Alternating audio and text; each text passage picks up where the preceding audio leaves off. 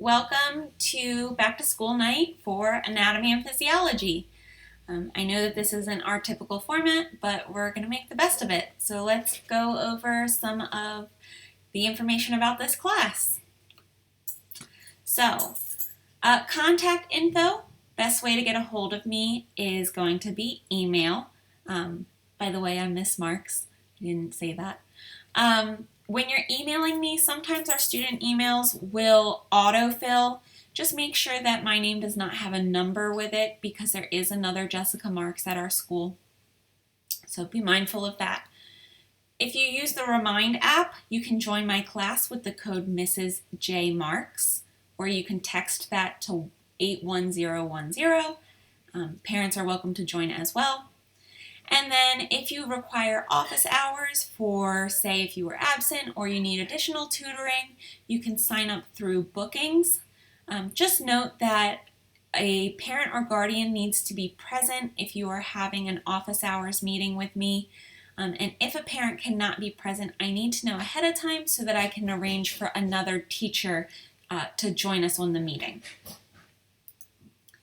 As for grading, it's the same with all our other courses, 50% product being test, projects, and dissections. Yes, dissections are required in this course.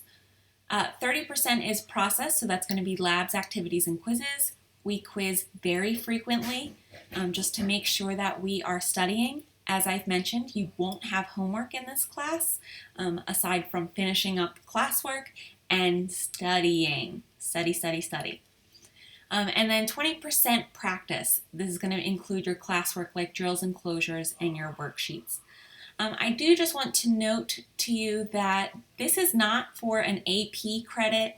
A lot of medical degrees or pathways in colleges require a certain amount of laboratory experience, and we cannot meet that at the high school level. So AP credit is not available for our anatomy and physiology course.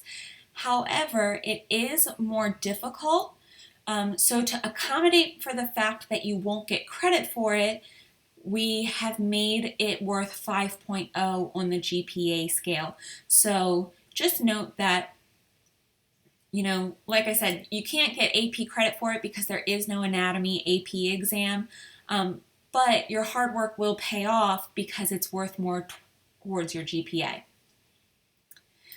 When it comes to makeup work, all your work is going to be on its learning. So please don't ask about missing work during class. If you need to ask about missing work, you can do that through email or if you want to book office hours.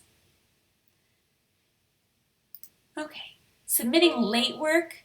All your assignments are going to be due on Sundays by 11:59 p.m., but I do accept late work. Work can be turned in up to the date of that unit test for a 30% deduction. So, for example, if you have a worksheet for Unit 2 and it wasn't turned in on time, but the test, say, is until next Thursday, you have that amount of time to be able to get your late work turned in.